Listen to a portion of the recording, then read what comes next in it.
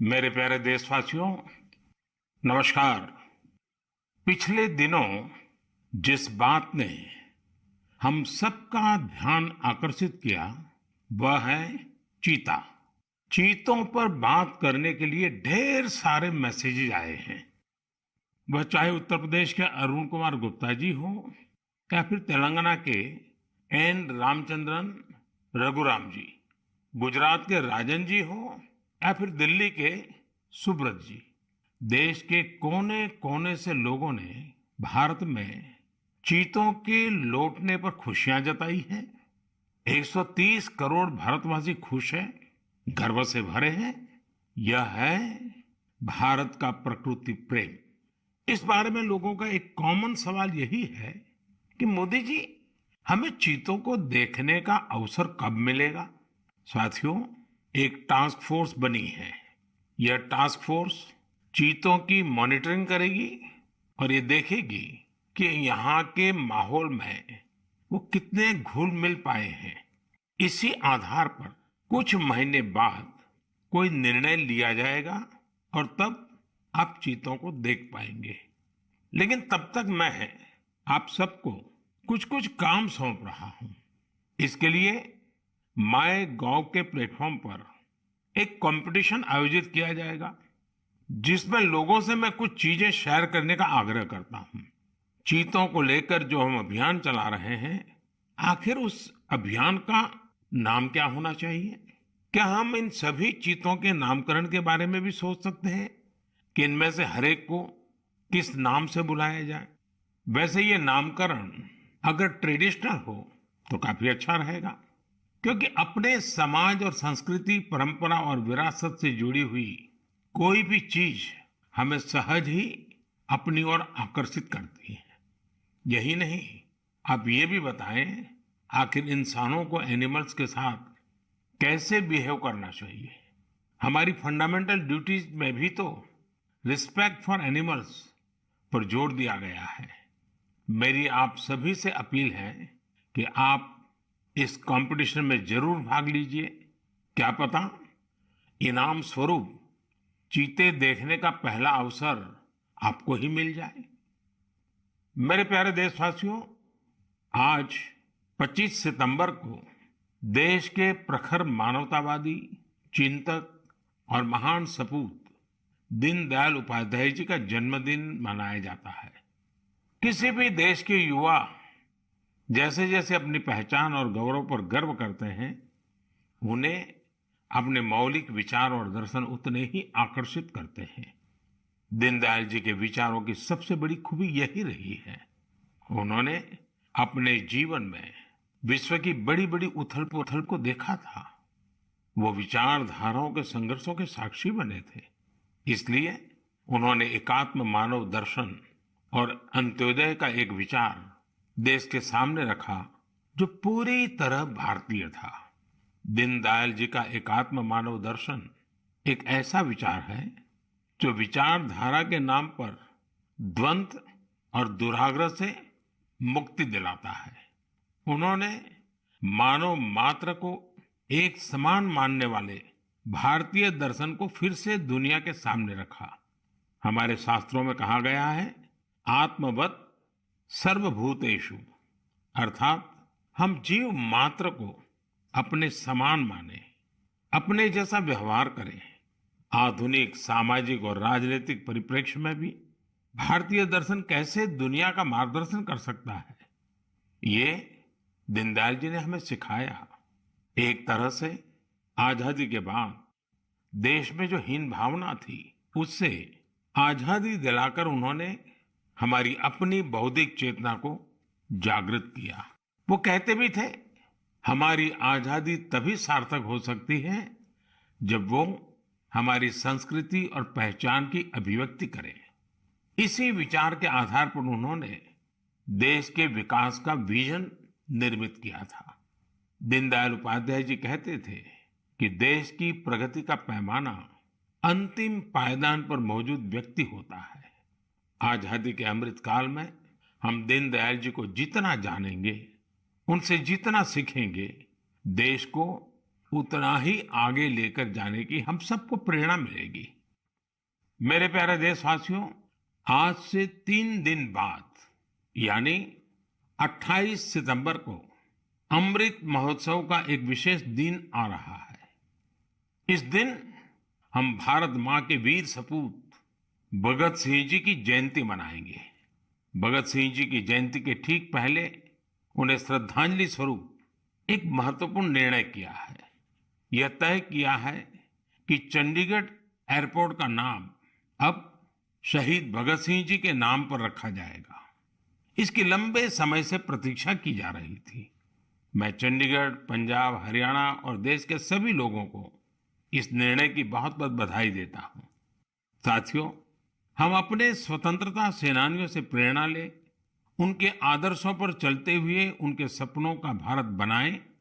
यही उनके प्रति हमारी श्रद्धांजलि होती है।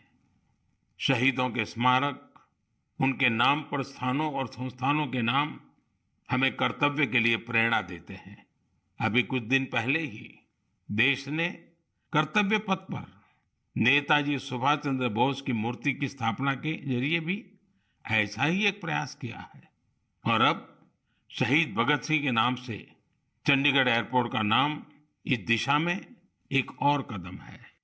मैं चाहूंगा अमृत महोत्सव में हम जिस तरह स्वतंत्रता सेनानियों से जुड़े विशेष अवसरों पर सेलिब्रेट कर रहे हैं, उसी तरह 28 सितंबर को भी हर युवा कुछ नया प्रयास अवश्य करे। वैसे मेरे प्यारे देशवासियों, आप सभी के पास 28 सितंबर को सेलिब्रेट करने की एक और वजह भी है। जानते हैं क्या है? मैं सिर्फ 2 शब्द कहूंगा, लेकिन मुझे पता है आपका जोश 4 गुना ज्यादा बढ़ जाएगा।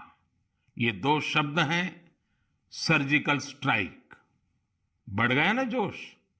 हमारे देश में अमृत महोत्सव का जो अभियान चल रहा है, उन्हें हम पूरे मनोयोग से सेलिब्रेट करें, अपनी खुशियों को सबके साथ साझा करें। मेरे प्यारे देशवासियों, कहते हैं जीवन के संघर्षों से तपे हुए व्यक्ति के सामने कोई भी बाधा टिक नहीं पाती। अपनी रोजमर्रा की जिंदगी में हम कुछ ऐसे साथियों को भी देखते हैं जो किसी ना किसी शारीरिक चुनौती से मुकाबला कर रहे हैं। बहुत से ऐसे भी लोग हैं जो या तो सुन नहीं पाते या बोलकर अपनी बात नहीं रख पाते। ऐसे साथियों के लिए सबसे बड़ा संबल होती है साइन लैंग्वेज। लेकिन भारत में बरसों से एक बड़ी दिक्कत ये थी कि साइन लैंग्वेज के लिए कोई स्पष्ट हाव भाव तय नहीं थे, स्टैंडर्ड्स नहीं थे। इन मुश्किलों को दूर करने के लिए ही वर्ष 2015 में Indian sign language research and training centre की स्थापना हुई थी। मुझे खुशी है कि ये संस्थान अब तक 10,000 वर्ड्स और एक्सप्रेशंस की डिक्शनरी तैयार कर चुका है। 2 दिन पहले यानी 23 सितंबर को साइन लैंग्वेज डे पर कई स्कूली पाठ्यक्रमों को भी साइन लैंग्वेज में लॉन्च किया गया है। साइन लैंग्वेज के तय स्टैंडर्ड को बनाए रखने के लिए राष्ट्रीय शिक्षा नीति में भी काफी बल दिया गया है। साइन लैंग्वेज की जो डिक्शनरी बनी है, उसके वीडियो बनाकर भी उनका निरंतर प्रसार किया जा रहा है। यूट्यूब पर कई लोगों ने, कई संस्थानों ने इंडियन साइन लैंग्वेज में अपने चैनल शुरू कर दिए हैं।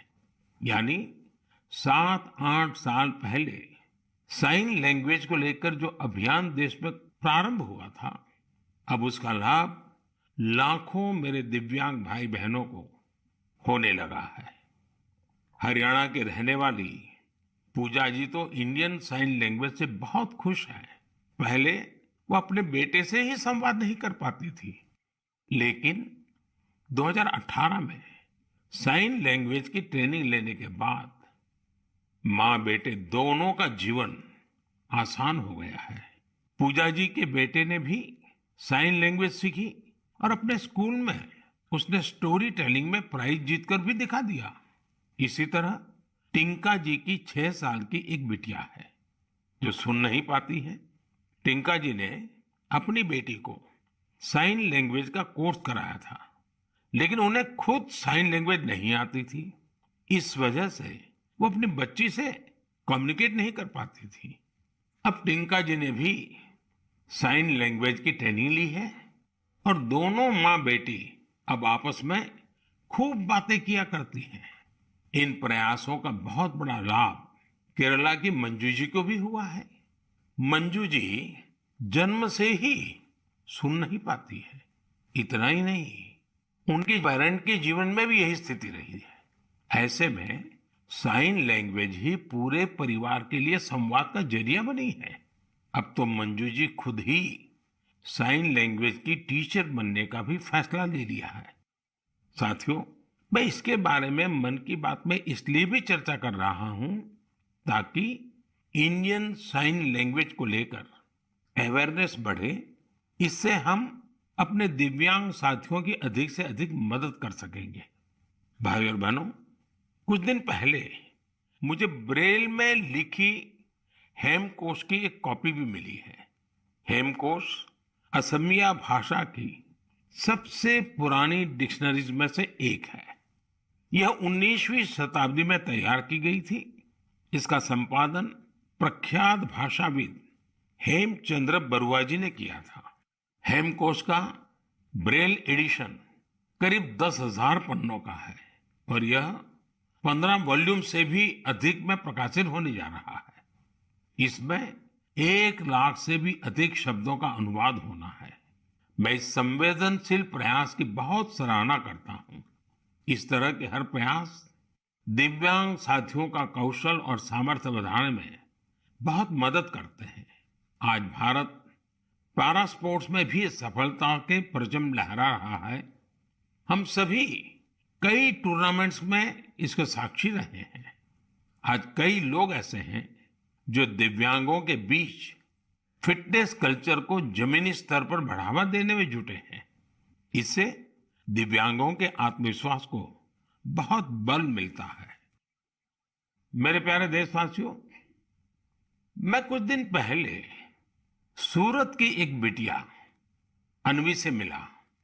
अन्वी और अन्वी के योग से मेरी वो मुलाकात इतनी यादगार रही है कि उसके बारे में मैं मन की बात के सभी श्रोताओं को जरूर बताना चाहता हूं।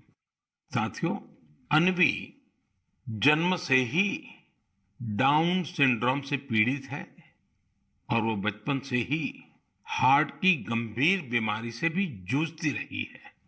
जब वो केवल 3 महीने की थी, तभी उसे ओपन हार्ट सर्जरी से भी गुजरना पड़ा। इन सब मुश्किलों के बावजूद न तो अन्वी ने और न ही उसके माता पिता ने कभी हार मानी। अन्वी के माता पिता ने डाउन सिंड्रोम के बारे में पूरी जानकारी इकट्ठा की और फिर तय किया कि अन्वी की दूसरों पर निर्भरता को कम कैसे करेंगे। उन्होंने अन्वी को पानी का ग्लास कैसे उठाना, जूते के फीते कैसे बांधना, कपड़ों के बटन कैसे लगाना, ऐसी छोटी छोटी चीजें सिखाना शुरू किया। कौन सी चीज की जगह कहाँ है, कौन सी अच्छी आदतें होती हैं, ये सब कुछ बहुत धैर्य के साथ उन्होंने अन्वी को सिखाने की कोशिश की। बिटिया अन्वी ने जिस तरह सीखने की इच्छा शक्ति दिखाई, अपनी प्रतिभा दिखाई, उससे उसके माता पिता को भी बहुत हौसला मिला। उन्होंने अन्वी को योग सीखने के लिए प्रेरित किया। मुसीबत इतनी गंभीर थी कि अन्वी अपने 2 पैर पर भी खड़ी नहीं हो पाती थी। ऐसी परिस्थिति में उनके माता पिताजी ने अन्वी को योग सीखने के लिए प्रेरित किया।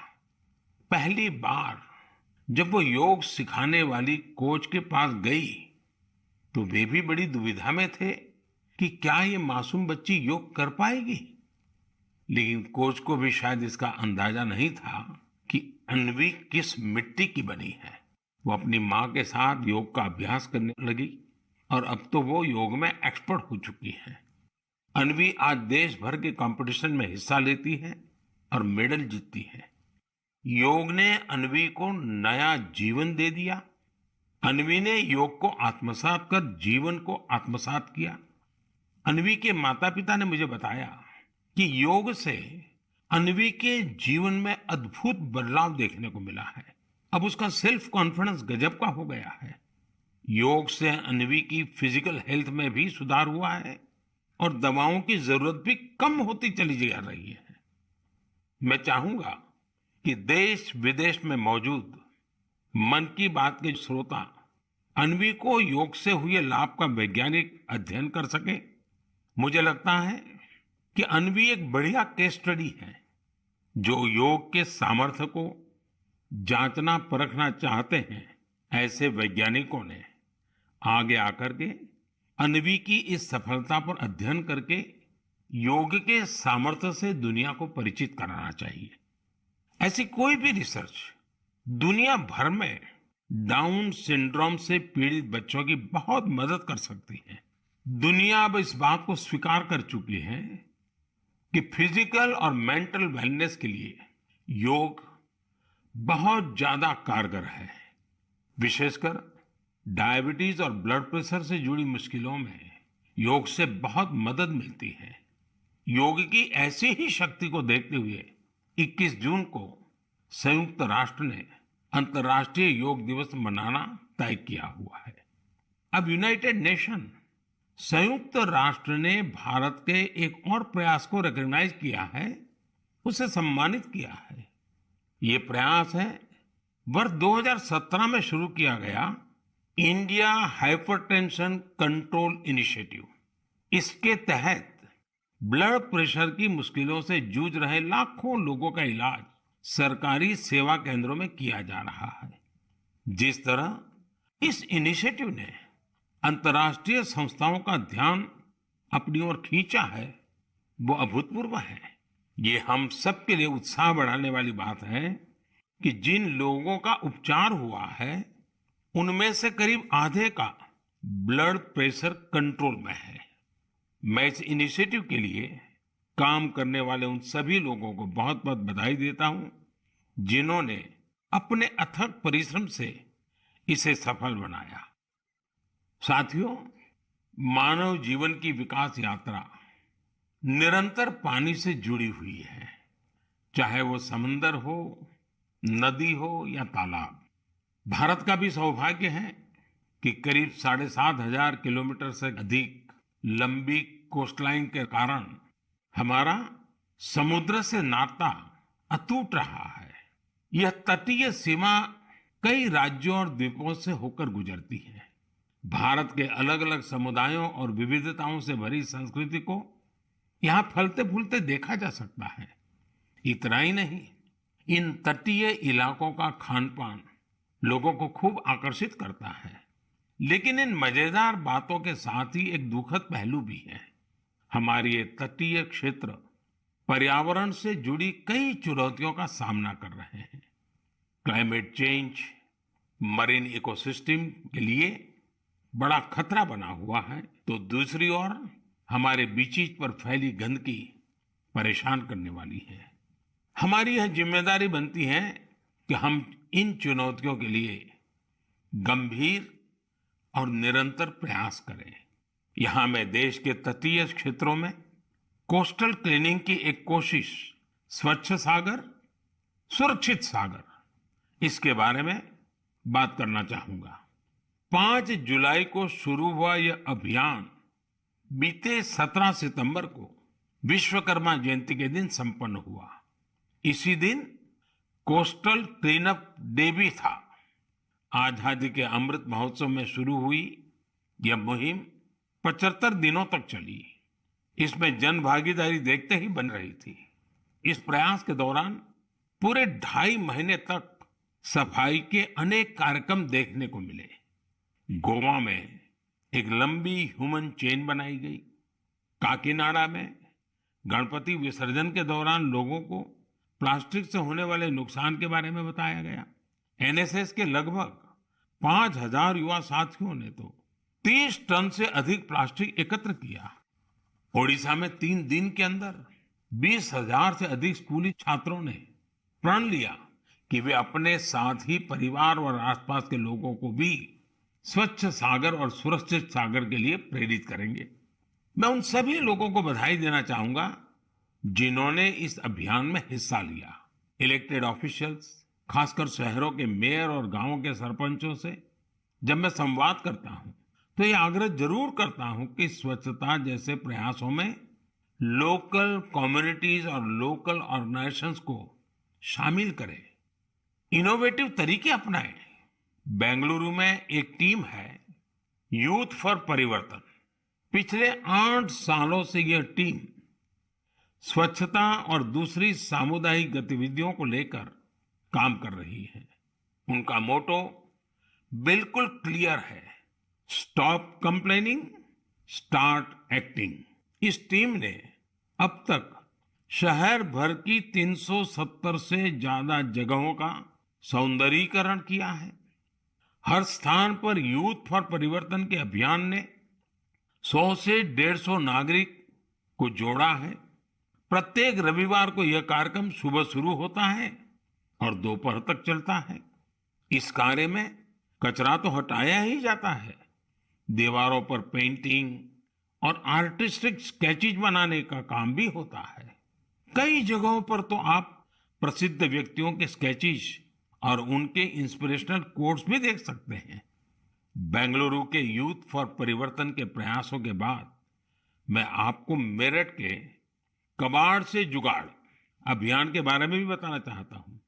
यह अभियान पर्यावरण की सुरक्षा के साथ साथ शहर के सौंदर्यीकरण से भी जुड़ा है। इस मुहिम की खास बात यह भी है कि इसमें लोहे का स्क्रैप, प्लास्टिक वेस्ट, पुराने टायर और ड्रम जैसी बेकार हो चुकी चीजों का प्रयोग किया जाता है।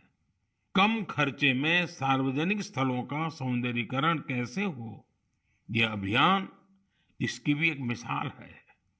इस अभियान से जुड़े सभी लोगों की मैं हृदय से सराहना करता हूं।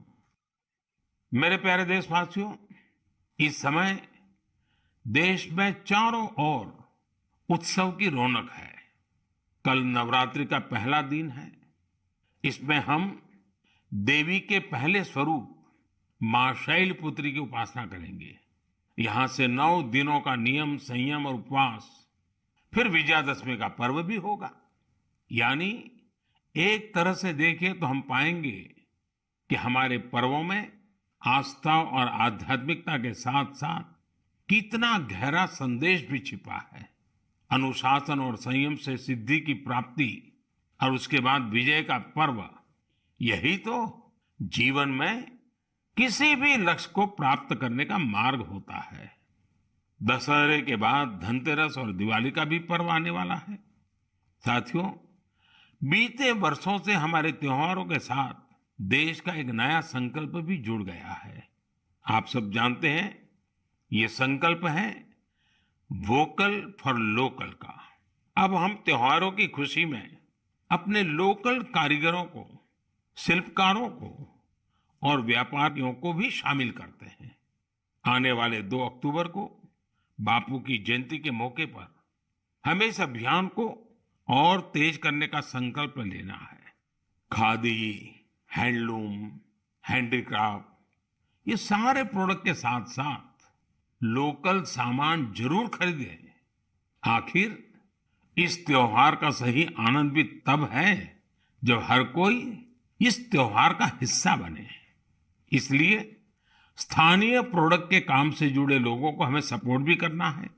एक अच्छा तरीका यह है कि त्योहार के समय हम जो भी गिफ्ट करें उसमें इस प्रकार के प्रोडक्ट को शामिल करें।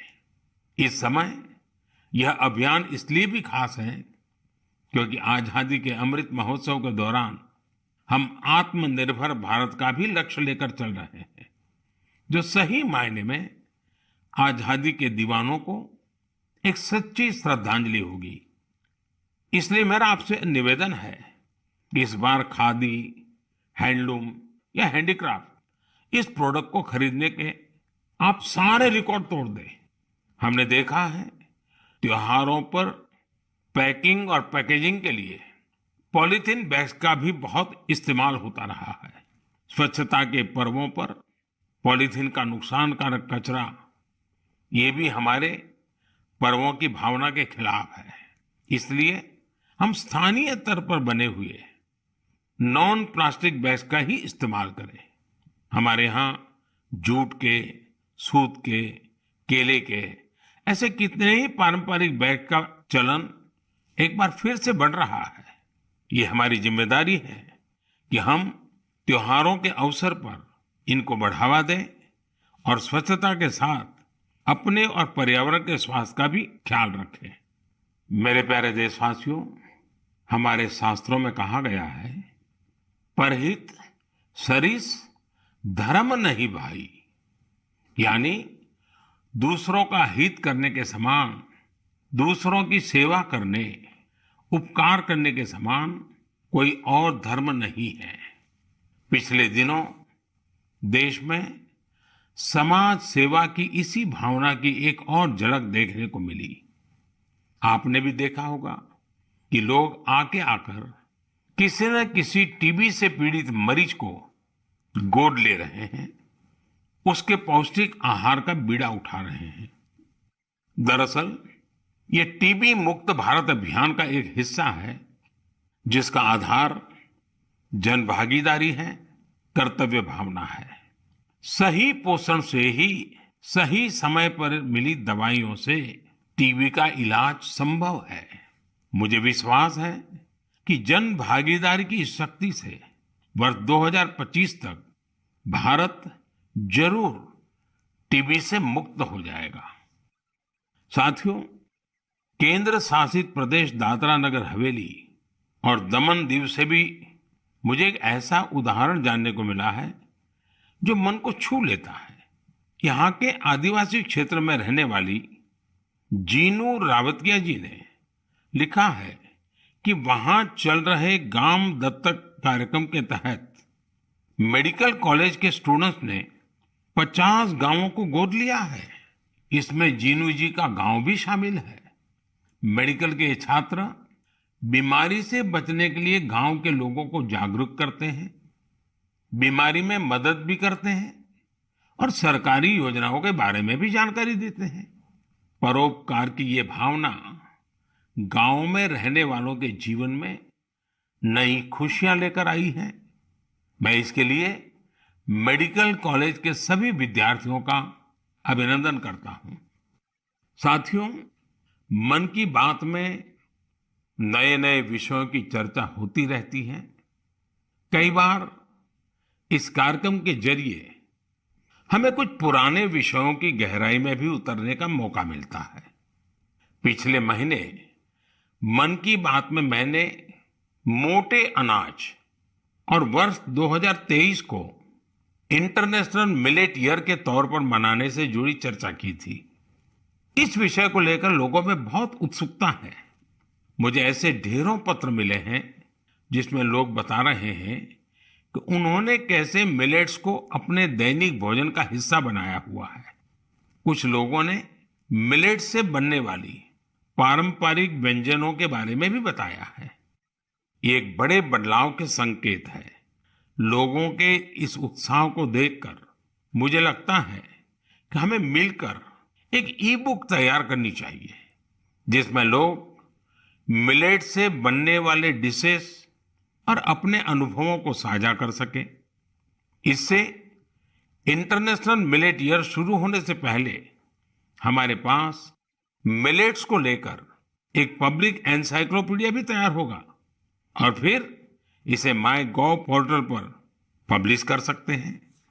साथियों, मन की बात में इस बार इतना ही, लेकिन चलते चलते मैं आपको नेशनल गेम्स के बारे में भी बताना चाहता हूं। 29 सितंबर से गुजरात में नेशनल गेम्स का आयोजन हो रहा है। ये बड़ा ही खास मौका है, क्योंकि नेशनल गेम्स का आयोजन कई साल बाद हो रहा है। कोविड महामारी की वजह से पिछली बार के आयोजनों को रद्द करना पड़ा था।